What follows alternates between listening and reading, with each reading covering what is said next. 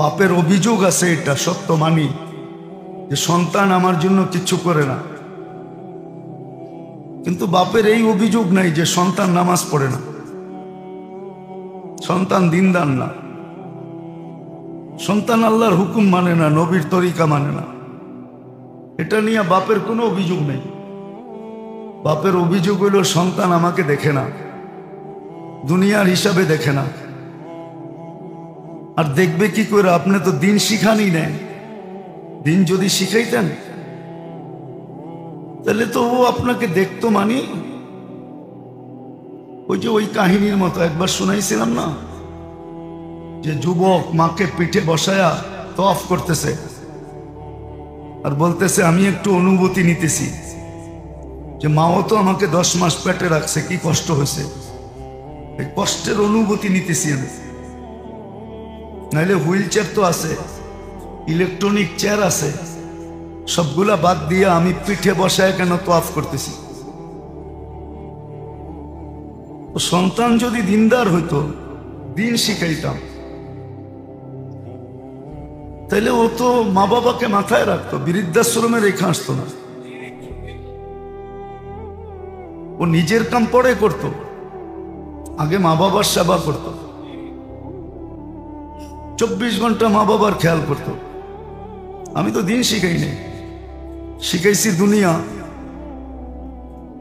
ও দেখছে মা বাবার খেয়াল রাখলে অনেক খরচ করতে হয়, বিধায় আমার বান্ডেল কমতে থাকে, আমার টাকা খরচ হইতে থাকে, বিধায় আমি কেন মা বাবাকে দেখব? আর যদি দিন শিখাইতো তাহলে বলতো যত খরচ করো মা বাবার দোয়ায় বাড়তে থাকবে, জান্নাত পাইতে থাকবো। তোর আখেরাতের চিন্তা হইতো। ও নিজে না খাইও মা বাবাকে খাওয়াইতো, নিজে কষ্ট সহ্য করে মা বাবার সেবা করত। আজকে তো দিন শিখাই নাই, শিখাইছি দুনিয়া। প্রথমেই তো তালাশ করছি ইংলিশ মিডিয়াম। আপনি ভাবেন ইংলিশের ভিতরে কোরআন পাবেন কই? কোরআন তো আরবিতে লেখা, মিডিয়ামই ইংলিশ, ঠিক না? ওটা তো আরবি নাই, আরবি আছে নাকি? কোরআন তো আরবিতে। আপনি প্রথম পড়াইছেনই তো ইংলিশ মিডিয়াম। ইংলিশ আপনাকে কি দিবে? কোরআন আপনাকে কিছু দিতে পারে, কিন্তু ইংলিশ তো আপনাকে কিছু দিতে পারে না। বলেন এই বিদ্যা কি পড়াবো না? না, এটা বলতেছি না, এটা বলতেছি না, পড়াবেন, কিন্তু আগে কোনটা পড়াইতে হবে এটাও জানতে হবে। আগে কোনটা পড়াইতে হবে, আগে কোনটা পড়াইতে হবে। অনেক জিনিস আছে দুনিয়ার। দেখবেন কিছু মেশিনে কাজ করে, ওরা হাতের ভিতরে গ্লাভস পরে আর পাতলা সাতলা পরে না। দেখবেন মোটা কাপড়ের পাওয়া যায়, ওগুলা পরে, ওরা মেশিনে কাজ করে। ও জানে যদি মেশিন লাইগও যায় তাহলে এই খাকি কাপড় কাটতে কাটতে আমার আঙ্গুল পর্যন্ত যাবে না, এর আগে আমি সতর্ক হয়ে যাব। না এরকম মেশিন চিনেন? দোলাই খালে যায় দেখেন, বেশিরভাগ মানুষ পাইবেন পুরান কাপড় পরে, ময়লা কাপড় পরে আসে। ওরে কোনোদিন দেখবেন না আপনি চকচকে ইস্তারি করা কাপড় পরে আসতে।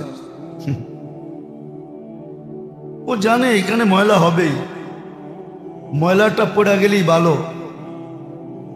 বলবেন এত বড় দোকানের মালিক, কোটি কোটি টাকার ব্যবসা, ঢাকা শহরে বাড়ি, বিকাল বেলা তো দেখি প্যারাডোনিও বাইর হয়, ও এই কাপড় পরে এলো কি লেগা, ঠিক না?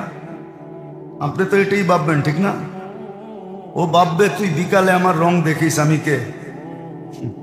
এখন আমি দোকানে কামাইতে এসি, পোষপাত যা সন্ধ্যার পরে শুরু করবো, রাত্র 12টা 1টা পর্যন্ত পোষপাস করবো।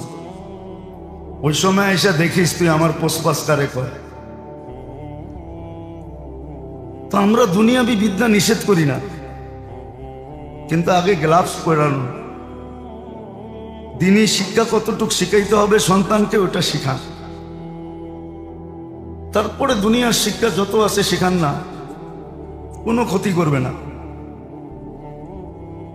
আর যদি দুনিয়ার শিক্ষাই শিখাইলেন আর আপনি ভাবলেন যে আমার সন্তান আমার সাথে ভালো ব্যবহার করবে, ইম্পসিবল। আপনি সন্তান এটাই করবে, বাবা সিগারেটটা ধরলাম তুমি ম্যাচটা জ্বালায় দাও, এটাই করবে। আর করতেছে এখন। একজন দুইজন নয়, হাজারো আছে, হাজারো আছে। বুড়া বয়সে বাপ মার এক চাকরের মতো খাটায় না, খাটায় না? আমগো সমাজে নাই? বাপ মারে চাকরের মতো খাটায়, চাকরের মতো। চাকরের সাথে হাইসা ব্যবহার করে, দেখেন না, বললে তো রাগ হয়ে যাবেন। এই যে আছে চিটাঙ্গা, হারত হারত নানারত, যা আছে আমগো বাড়িতে আছে। আর শ্বশুর বাড়ি আছে, আর নানার বাড়ি আছে, আর কোথাও কিছু নেই। সত্য এটাই। আমি ভালো বুঝি, এজন্য সুযোগ কাজে লাগানো যায় না। আল্লাহওয়ালাদের সোহবত নাই, এই জন্য সুযোগ চিনে না, সঠিক কাজে লাগাইতে পারে না, সব ভুল রাস্তায় ব্যবহার হইতেছে। নিজে ফতুর হইতেছে, অন্যরা ধনী হইতেছে। আপনি দেখেন বাংলাদেশে 99% যুবক চুল কাটে নেটে দেখা। চুল কাটার একটা সাধারণ রেট আছে, 50 টাকা, 60 টাকা, 100 টাকা। কিন্তু যুবকদের চুল 300 টাকার নিচে কাটা হয় না। গ্রামগঞ্জেও 200 টাকার নিচে কাটে না। কিন্তু ওর জ্যাব খালি হইতেছে, আর একজন ধনী হইতেছে। ও 200 টাকা দিয়ে চুল কাটা নিজের বাপ লইতেছে, নেট দেখা কাটছি বেটা, এই ডিজাইন নিয়ে কাটছি। কিন্তু ওর যে জ্যাব খালি হইতেছে এই ভাবনা ওর নাই। ওর যে জ্যাব খালি হইতেছে এই ভাবনা ওর কাছে নাই। ওর যে আখেরাত বরবাদ হইতেছে এই ভাবনা ওর কাছে নাই। ও যে আল্লাহর দুশ্মনীর পরিচয় দিতেছে এই ব্যথা ওর ভিতরে অনুভূতি নাই, অনুভূতি নেই। কি আছে নাকি যুবকদের অনুভূতি? পার্লার গুলা জমজমে ব্যবসা, জমজম, সবাই সাজে পার্লারে যায়। কি আবার সাজেও,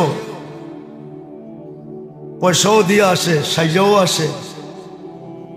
কিন্তু সাজগোজ তো ইচ্ছা করলে ঘরেও করা যায় না, যায় না? ওই গ্রামে যায় দেখবেন পার্লার খুলে বসে আছে। বাংলাদেশে এরকম কোন বাজার নেই যেখানে পার্লার না আছে।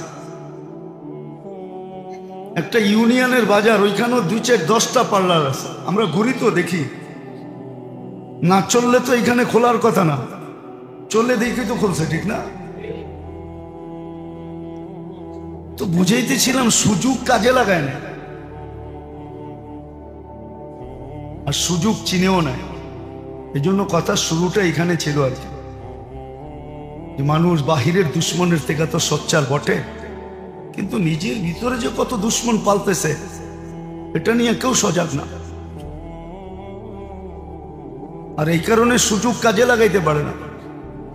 আল্লাহর দরজা যদিও খোলা, আল্লাহর দরজা বিলকুল খোলা, আল্লাহ খোলা রাখছেন, এই উম্মতের জন্য খোলা রাখছেন। রহমত থেকে বঞ্চিত করবে না বলে ঘোষণা দিচ্ছেন কণ্ঠনালীতে রু আসার পূর্ব মুহূর্ত পর্যন্ত। এই জন্য মেরে দোস্ত শিখেন, মোটা মোটা গুলা শিখেন, যে আমার ভিতরে আমার দুশ্মন কয়টা, অসংখ্য না, হাতের করে গোনা কয়েকটা। এই কোটাই আমার দুশ্মন। হ্যাঁ, এদেরকে যদি অধীন করা যায়, পোষ মানানো যায়, তাহলে সিংহ নিয়েও খেলা যায়। পোষ যদি মানানো যায় না, পোষ মানায় না, তাহলে সিংহ নিয়েও খেলা যায়। অথচ সিংহর চেয়ে তো হিংস্র প্রাণী নাই। পোষ মানাইতে পারলে সিংহ নিয়েও ম্যাজিক দেখানো যায়। আর যদি পোষ না মানাইতে জানে, তাহলে বিড়াল নিয়েও খেলা যায় না। ও খামচি মারে। ও কি করে?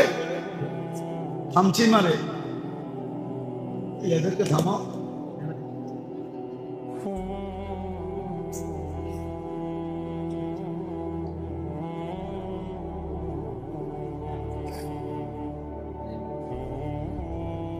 তো যেটা বুঝাইতেছিলাম, যদি পোষ না মানানো যায় তাহলে কিন্তু বিলাইও খামসি দেয়।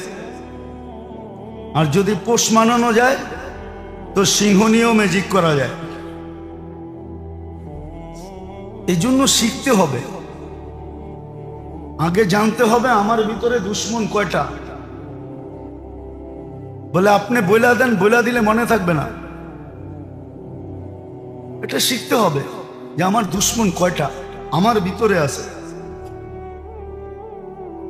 তারপরে বাঁচার পদ্ধতি শিখতে হবে।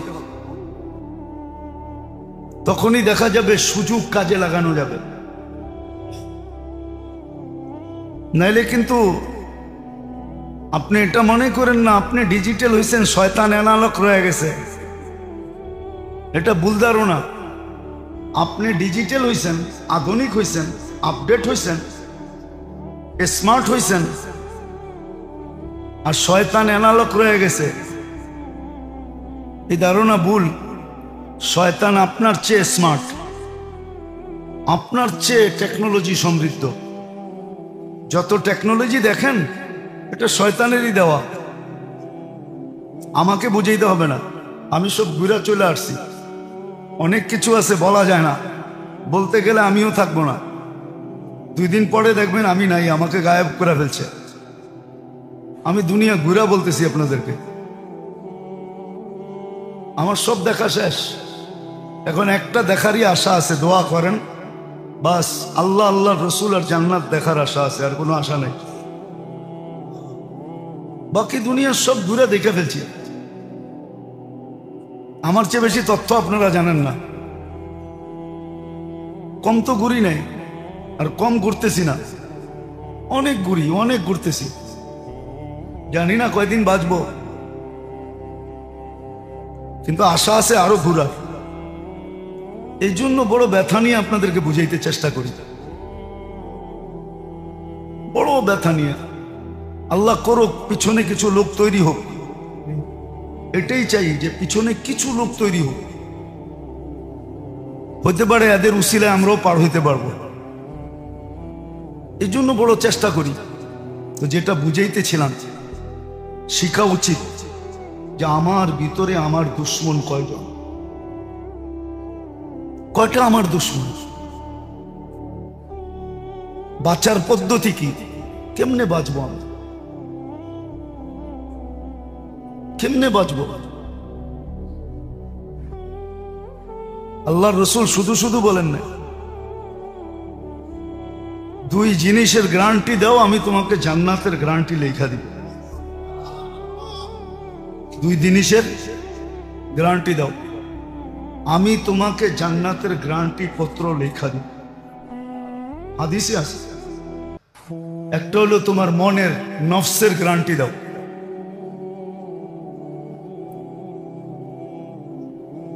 যেদিন খরচ করার ছিল ওদিনই তো খরচ করেন নাই, বলছিলাম মনে হয়। বলছিলাম না, মুহররমের 10 তারিখে যে আহলে ইয়ালের উপরে হাত খুলা খরচ করবে ও 1 বছরের বরকত পাবে। ওই দিন তো আপনি শিখেন নাই, কাঞ্জুসি করছেন, মন খুলা খরচ করেন না আত্মীয় স্বজনের উপরে। ছেলে সন্তান আত্মীয় স্বজন যে মন খুলা খরচ করবে 1 বছরের বরকত। ওই দিন তো বরকত লন নাই, বরকত নিতে এসেছেন লাইলাতুল কদরের শবে বরাতের রাত্রে। হ্যাঁ, এইখানে তো বরকত পার্সোনাল, আপনার জন্য আপনি নেন। হালুয়া রুটি বানাইলে তো বরকত হবে না, সকালে রুটি কিনে আনলে বরকত হবে না। দেখি তো সকালবেলাই তো যাই, পুরান টাউন তো বড় রুটি দিয়া বড়া থাকে, কি জানি রুটির নাম কি? আরে দেখেন না আপনারা, না দেখেন না? শবে বরাতের রুটি বলে এগুলা। মনে হয় যে জিবরিল আলাইহিস ইসলাম আকাশ থেকে নামায়া দিয়া গেছে রাত্রে, ওই সকালে বয়ে বয়ে ব্যস্ত আছে। আর নাইলে আগের দিন রাত্রে দিয়া গেছে, ও দোকান খুললা বয়া লইছে। কি কি বানায়, মাছ বানায়, কুমির বানায়, পাখি বানায়, কি কি না বানায়। আর ওই দিনই মনে হয় সবচেয়ে বেশি পচা আটা বিক্রি হয়। আর এগুলোই কিনা খাইতেছে দুমায়া। স্কোয়ারে পয়সা দিবেন নাকি পয়সা আমারে দিবেন নাকি? এটি খাই তো স্কোয়ারে পয়সা দিয়ে আসে, ওদের হক ওদেরকে দিয়ে আসে। আমি তো ইচ্ছা করলে নিয়ে আসতে পারি এখানে। ঢাকার নাম করা এক হাসপাতাল আমাকে একদিন বলতেছিল, হুজুর বেশি কথা বললেন না, পুরান টাউনের তেহারির হোটেলগুলো আছে দেখি তো আমাকে হাসপাতাল চলে, নাইলে চলতো নাকি? সকালে তেহারি, দুপুরে তেহারি, রাত্রে তেহারি খায়া যখন গ্যাস ফর্ম করে তো রাত্রে ছুটে আসে। আমরাও আচ্ছা তোরে ছিলি, সকাল পর্যন্ত 5 পেটি খাওয়া দিই, সারা রাত্র টেস্ট টুস্ট করে টইরা সকালে 5 পেটি। পেটি চিনেন? কি পুরান টাউনে থাকেন তারপরে পেটি চিনেন না? এইবার বোঝেন আমি কি কাম করে খাইতে পারি। 1 লাখের 1 পেটি কয়, তাও বোঝেন না। দেখা যায় তো কয় যে পেটি খাওয়া ছেড়ে দিই। নাম বলবো না ডাক্তারের, আর হাসপাতালের নাম বলবো না, বেশি দূরে না, কাছেই। আমার একদিন বলতেছিল, হুজুর বেশি কথা বললেন না, এই দোকানগুলো আছে দেখেই তো, বেকারি, তারপরে তেহারির দোকান, কাচ্চির দোকান, এগুলো আছে দেখি তো আমাকে ব্যবসা জমজমাট। আমাকে অর্ধেকের বেশি রুগী তো এটার থেকে আসে। কি রাগ হয়ে গেলেন? আবার হাসপাতাল শুনলে নাম তো বলি না, অসুবিধা নেই। আমারে হাতে ধরে বলতেছিল, আমি এক রুগী দেখতে গেছিলাম এখানে, পরে চিনা ফেলছে আমারে, পরে বলতেছে হাসতে হাসতে, হুজুর কোনোদিন এটা বললেন না। তো যেটা বুঝাইতেছিলাম সুযোগ কাজে লাগাইতে পারতেছি না। মৌত চার কারো যে কোনো মুহূর্ত হইতে পারে। কেউ মারা গেলে অল্প কয়েকদিন ঢেউ দেখাবে সন্তানরা, আত্মীয় আপন জনরা অল্প কয়েকদিন ঢেউ দেখাবে। হয়তো মরার 3য় দিন ঢেউ দেখাবে, অথবা 40 দিনের দিন ঢেউ দেখাবে, অথবা বৎসরে একদিন ঢেউ দেখাবে। ঢেউ বুঝেন তো? বৎসরে একদিন ঢেউ দেখাবে। কিন্তু মা বাবা যে 24 ঘন্টা মুখাপেক্ষী, তার যে খাতা বন্ধ হয়ে গেছে, সে যে 24 ঘন্টা, যেরকম প্রবাসী ছেলের দিকে মা বাবা তাকায় 1 তারিখ থেকে 30 তারিখ থেকে তাকানি শুরু করে, যে আমার কলিজার টুকরা কবে টাকা পাঠাইব, আর আমরা মাসটা কেমনে চালামো। ঠিক না? এই তো 30 তারিখ থেকে 10 তারিখ পর্যন্ত তাকাইতে শুরু করে, ঠিক না? তারপরে দূরাদূর ফোন শুরু করে, কিরে 10 তারিখ হয়ে গেল, আমার ঘরে বুইলা গেলি নাকি, সংসারটা চলবো কেমনে, তুই কোনো খোঁজ খবরই নেস না, ওইখানে আরেকটা সংসার জুড়ছস নাকি, মা বাবা পাইছস নাকি, বিয়া শাদি করছস নাকি, কত কথাই তো জিগায়, ঠিক না? কিন্তু আখেরাতে যারা চলে গেছে ওরা 24 ঘন্টা আমাদের দিকে তাকায় থাকে, প্রত্যেকটা মুহূর্ত তাকায় থাকে। কিন্তু আমরা তো ঢেউ দেখাই মাঝে মাঝে। এটাও সঠিক শিক্ষা না থাকার, সোহবত আর শিক্ষা না থাকার কারণে আমাদের সমাজে এই ঢেউগুলা দেখায়। বৎসরে একবার ঢেউ দেখায় দিল, আয়া চড়াও হয়ে গেল ইমাম সাহেবের উপরে। হুজুর আপনারা না ফোন করে কইলাম দোয়া করতে, নামটাই তো লইলেন না। কি রাগ হয়ে গেলেন? হ্যাঁ বললাম না, হুজুররাও মাইনা যায়, কি করব, চাকরি তো করতে হইব, এখানে দম তো নাই, দম থাকলে ছেড়ে দিয়ে চলে যেত, দাও তোর দোয়া তুই করিস, আমি গেলাম, আমি কোনো কাম করে খেয়ালুম না।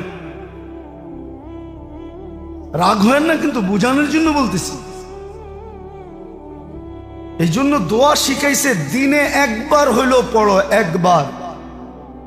রব্বিগফিরলি ওয়ালি ওয়ালিদাইয়া ওয়ালিল মুমিনিনা ইয়াওমা ইয়াকুমুল হিসাব।